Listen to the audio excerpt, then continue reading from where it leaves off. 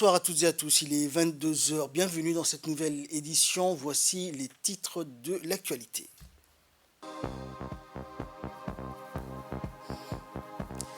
Réunion régionale de consultation pour le Forum mondial sur les réfugiés au Djibouti Palace Kempinski. Et l'OTAN accueille officiellement la Finlande dans ses rangs. Voilà pour les titres, bonsoir à tous. Le ministère de la Santé, à travers l'Institut national de santé publique de Djibouti, a organisé hier un atelier de renforcement sur la surveillance de la mortalité à Djibouti. Cet atelier a eu lieu au Sheraton Hotel et va durer 3 jours. La surveillance de la mortalité est un aspect important de la santé publique qui permet de collecter des données sur les décès et leurs causes afin d'identifier les tendances et les risques pour la santé de la population. À Djibouti, la surveillance de la mortalité est une préoccupation majeure étant donné les défis sanitaires auxquels le pays est confronté, notamment en matière de maladies infectieuses et maladies chroniques. C'est dans ce contexte que cet atelier de renforcement sur la surveillance de la mortalité a été organisé par l'Institut national de santé publique de Djibouti en collaboration avec le Centre africain pour la surveillance et la prévention des maladies Africa CDC. Cet atelier a vu la participation du ministre de la Santé, de la représentante de l'UNICEF, de la représentante de l'OMS et du chef de Centre africain pour la surveillance et la prévention des maladies Africa CDC et du directeur de l'Institut national de santé publique de Djibouti. L'objectif de cet atelier sera donc d'analyser les lacunes existantes dans les systèmes de surveillance de la mortalité et de proposer des solutions pour améliorer la collecte, l'analyse et l'utilisation des données pour l'élaboration de politiques et de programmes de santé appropriés. Écoutons pour plus de précision les représentantes de l'UNICEF et de l'OMS à Djibouti. L'UNICEF, la surveillance de la mortalité est une des composantes très importantes du renforcement du système de santé qui permet entre autres d'alerter sur les dangers perçus par la communauté, mesurer les risques de défaillance des services de santé, de survenue des épidémies ou encore de l'ampleur des événements et décider pour donner une réponse appropriée au contexte. L'UNICEF, comme vous le savez, est engagé à renforcer l'engagement communautaire pour améliorer l'utilisation des services, de la participation des communautés et aussi à l'organisation, à la gestion de ces services de santé. Et on est ensemble avec vous dans ça. Les populations informées et mobilisées devraient être et sont souvent les premières à alerter sur les événements liés à la santé et à la maladie. Je salue donc l'organisation de ces assises qui va permettre à réfléchir sur les mécanismes de surveillance épidémiologique et à mettre en place, et plus spécialement les mécanismes de surveillance de la mortalité pour améliorer la santé de l'enfant djiboutien.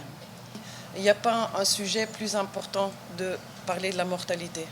Et je suis très contente que Beat l'a dit, surveiller la mortalité, ce n'est pas juste un indicateur d'un système de santé, c'est s'assurer que les hommes et les femmes et les enfants ne meurent pas des pathologies qu'on peut éviter. Et je crois que pendant nos 3 jours d'atelier, c'est ça très important à retenir.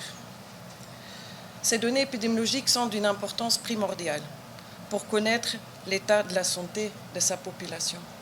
Beat a parlé de la mortalité juvénile-infantile, il y a la mortalité de la mère, il y a la mortalité due à certaines pathologies. Et suivre ces tendances de mortalité et les causes de mortalité sont très importants. Sinon, on ne sait pas où aller si on ne connaît pas bien les causes de mortalité sur tout le spectre. Et comme Dr Emily l'a dit, Covid-19 a démontré que ça n'a pas une mince affaire, même dans des pays avec des systèmes plus sophistiqués, pour voir donner les tendances de la mortalité par tranche d'âge et bien identifier. Et le ministre de la Santé qui a présidé cet atelier a indiqué que donc, ce dernier serait une opportunité pour les participants de pouvoir partager leurs connaissances et leurs expériences en matière de surveillance de la mortalité. On écoute le ministre. La santé est une priorité nationale et la surveillance de la mortalité est essentielle pour suivre les tendances et comprendre les causes de la mortalité dans notre pays.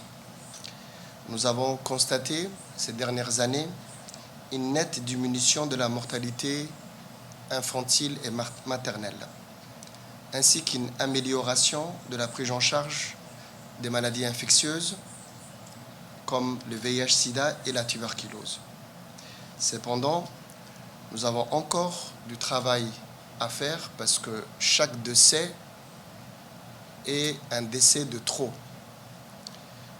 Il faut donc continuer à améliorer la qualité des soins de santé, à renforcer la vie communautaire et à sensibiliser la population aux risques sanitaires. Nous devons nous assurer que les données de surveillance de la mortalité soient précises et fiables, tout en prenant en compte les progrès technologiques et la mondialisation qui ont un impact sur les maladies et les risques sanitaires. La mise en place d'un système de surveillance de la mortalité est donc primordiale pour identifier les risques sanitaires, en particulier les épidémies, et mettre en place les mesures de prévention appropriées. Mais cela ne peut se faire si nous avons des données de qualité, des données régulières et fiables. C'est pour cette raison qu'il est important que tous les parties prenantes travaillent ensemble pour améliorer la collecte et l'analyse des données. Cela nous permettra d'identifier les groupes de population les plus vulnérables et de mettre en place des mesures de prévention appropriées. Et à l'issue donc de cette première journée des travaux de cet atelier, notre équipe de reportage a également recueilli les impressions du directeur de l'UNSPD, du docteur Hussein Youssouf. On l'écoute. En termes de surveillance au niveau des hôpitaux et au niveau des communautés, en quoi consiste-t-il? Ça souligne de mettre en place une sorte de plateforme, un logiciel pouvant mettre au taquet les différentes données lorsqu'une personne décède au niveau des hôpitaux et surtout de savoir quels sont les différents types de décès et de quoi il est mort. Première chose. Deuxième chose, c'est de savoir au niveau des communautés lorsque la personne, avant d'être ensevelie au niveau des cimetières, mettrait un système de référence national au niveau de la préfecture et de la mairie de chaque quartier afin que ces informations puissent être renseignées. Et qu'arrivé au niveau du cimetière, on a besoin que, en plus de la pièce d'identité, la personne doit avoir une documentation assez claire, disons, son âge, son sexe, s'il avait une maladie en cours, de quoi il est décédé et les différentes données et variables nécessaires pour pouvoir renseigner. C'est une première, donc c'est une activité que nous avons démarrée depuis 3 mois. Et également, c'est une première que nous sommes en train de lancer. C'est une première que nous sommes en train de lancer afin d'harmoniser et de standardiser toutes ces données. Dans l'actualité également, le nouvel ambassadeur de la République de Djibouti en Somalie, Mohamed Ibrahim Youssouf, a présenté hier, 4 avril, ses lettres de créance au président de la République fédérale de la Somalie, Hassan Sheikh Mahmoud. Au cours de la cérémonie de remise de lettres organisée à la Villa Somalia, au palais présidentiel, le diplomate djiboutien a transmis au chef de l'État somalien les salutations du président de la République de Djibouti, Ismaël Omar Guelleh. Pour sa part, le président Hassan Sheikh Mahmoud a, dans un message de bienvenue, souhaité au nouvel ambassadeur de Djibouti plein succès dans son nouveau mandat de diplomate, tout en lui assurant la pleine coopération de son pays et l'entière disponibilité de son gouvernement dans l'accomplissement de sa mission. Le président somalien, le nouvel ambassadeur de Djibouti ont également abordé diverses questions d'intérêt général, notamment le renforcement des relations fraternelles existantes entre les deux pays, ainsi que le rôle prépondérant des forces armées djiboutiennes Hil Walal présentes en Somalie dans le cadre de la guerre contre le groupe terroriste d'Al-Shabaab. Une réunion de consultation régionale organisée par l'IGAD en collaboration avec l'ONAR s'est tenue hier au Djibouti Palace Kempinski. Cette réunion qui avait pour objectif de préparer le Forum mondial sur les réfugiés qui se tiendra à Genève fin de cette année 2023 a offert un cadre pour discuter des défis auxquels sont confrontés les réfugiés de la région de l'IGAD, mais aussi pour élaborer des solutions pratiques visant à améliorer leurs conditions de vie. Des questions telles que la protection des réfugiés, leur accès à l'éducation et à la santé, ainsi que leur intégration dans les communautés locales ont été abordées durant cette journée. Il est important de rappeler que le Forum mondial sur les réfugiés de 2023, qui se tiendra à Genève, permettra de poursuivre les progrès significatifs réalisés depuis 2019 par le gouvernement et les autres parties prenantes dans la mise en œuvre des engagements et initiatives. Les participants auront également l'occasion d'annoncer de nouveaux engagements, de partager des bonnes pratiques et d'évaluer les défis, les opportunités pour un meilleur partage de la charge et des responsabilités. Écoutons à ce propos le secrétaire exécutif de l'ONARS. Aujourd'hui, nous sommes à l'aube du Forum mondial sur les réfugiés prévu en décembre prochain. C'est le moment tout désigné pour envisager ensemble la perspective du Forum mondial sur les réfugiés prévu à la fin de cette année. Cette étape cruciale conditionner l'efficacité de la plateforme de soutien de l'IGAD sur ses efforts et ses objectifs en termes de réalisation des promesses faites. Mesdames et Messieurs, nul besoin de souligner l'importance cardinale de cet engagement régional pour atteindre les objectifs de la plateforme de soutien de l'IGAD et donner un nouveau souffle à ces efforts. Aussi, il me plaît d'insister sur notre obligation de revoir ensemble les initiatives du gouvernement pour lutter contre les déplacements forcés et de faire le point sur la mise en œuvre des engagements pris depuis lors. Aussi, nous devons mettre à profit ces conclaves pour harmoniser notre vision globale sur le déplacement forcé, mais aussi les cadres juridiques et institutionnels nationaux. Nous devons garder en ligne de mire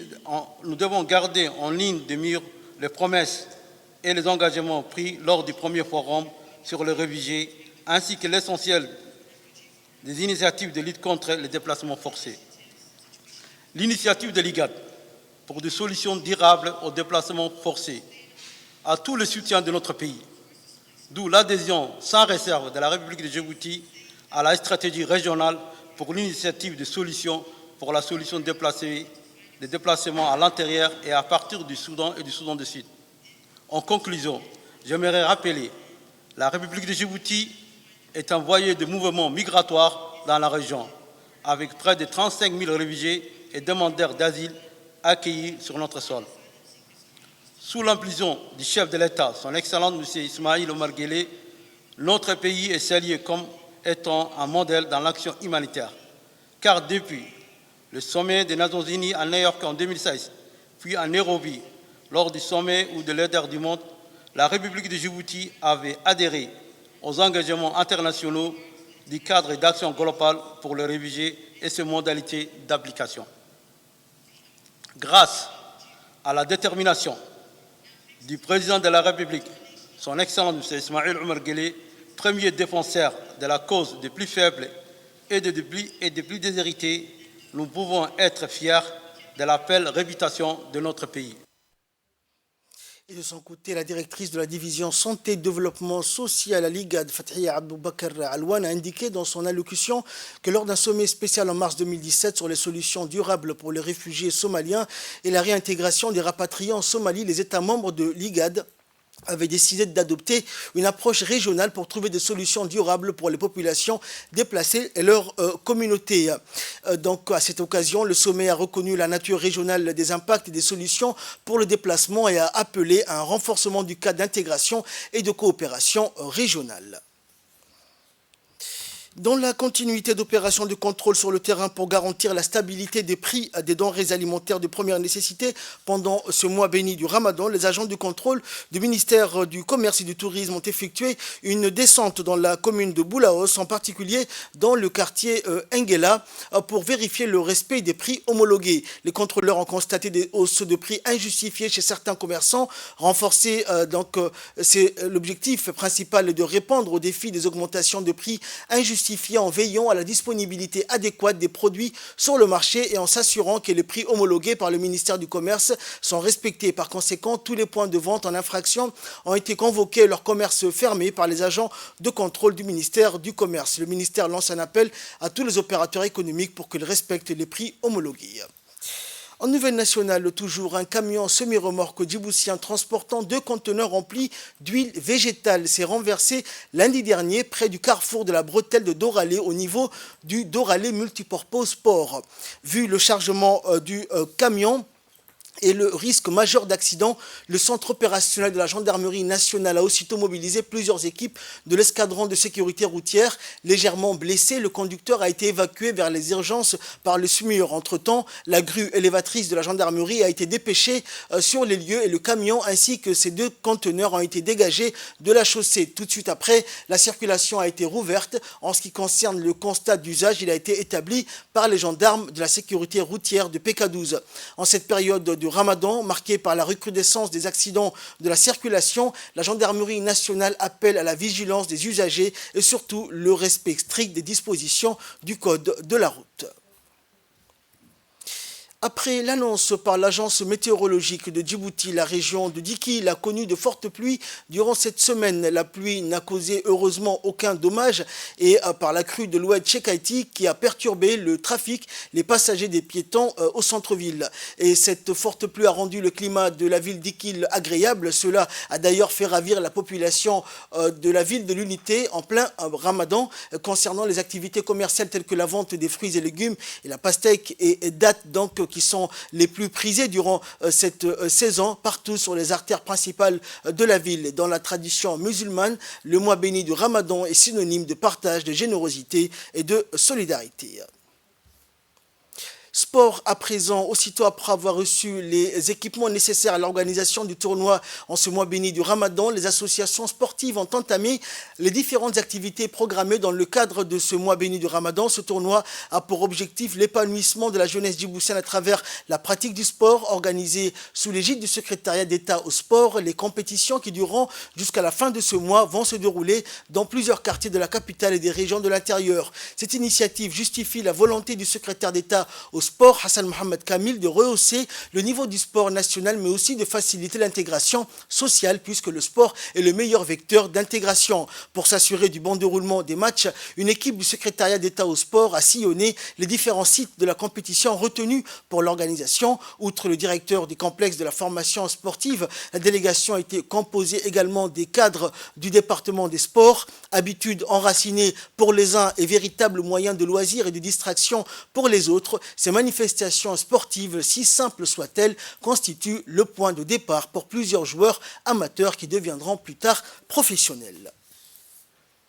En sport, toujours sous l'égide du ministère de la Jeunesse et de la Culture, le CDC d'Arta a lancé le tournoi de football du mois béni du Ramadan hier en présence du sous-directeur régional. En effet, le tournoi de football de Ramadan est une vieille tradition ancrée donc de génération en génération et durant surtout cette période de piété et de recueillement, la région d'Arta vibrera au rythme de ce tournoi tout le mois durant. Cette compétition va mettre en lice donc 8 équipes du chef-lieu d'Arta et serait un véritable moyen de loisir et de distraction et les footballeurs offriront un beau spectacle au public de la région d'Arta et bien sûr de la ville d'Arta et ses périphéries. D'autre part, il tisse des liens d'amitié et revêt un aspect spécial au vu de l'engouement qu'il suscite. D'ailleurs, le premier match de cette compétition a tenu toutes ses promesses, aussi bien sur le plan sportif que sur le plan spectaculaire où le plan de Betawali avait remporté ce duel face à Porto Novo sur un score de 3-0. D'autre part, les localités de la région d'Arta connaîtront les mêmes engouements que le chef-lieu, d'où leur après-midi et leur soirée seront rythmées par ces activités prévues pour ce mois béni du Ramadan. Et là, nous passons à l'actualité internationale. Les forces israéliennes attaquent les fidèles lors d'un raid sur la mosquée d'Al-Aqsa. La police de la force d'occupation israélienne a attaqué et arrêté des fidèles palestiniens lors d'un violent raid sur l'enceinte de la mosquée Al-Aqsa à Jérusalem-Est, occupée à l'aube. Au moins 400 Palestiniens ont été arrêtés mercredi et sont toujours détenus par l'occupation israélienne selon les responsables palestiniens. Des témoins palestiniens ont déclaré donc que les forces de l'occupation l'occupation israélienne avait utilisé une force excessive, notamment des grenades assourdissantes et des gaz lacrymogènes causant des blessures par suffocation aux fidèles et des coups avec des matraques et des fusils. Les raids se sont poursuivis jusqu'à mercredi matin lorsque les forces de l'occupation israélienne ont de nouveau été vues en train d'agresser ou de pousser des Palestiniens hors de l'enceinte de la mosquée et de les empêcher de prier avant que les Israéliens ne soient autorisés à entrer sous la protection de la police. Et enfin, c'était dans les titres de cette édition, l'OTAN accueille officiellement la Finlande dans ses rangs. C'est tout pour ce journal. Merci à vous de nous avoir suivis. Excellente soirée sur Télé Djibouti.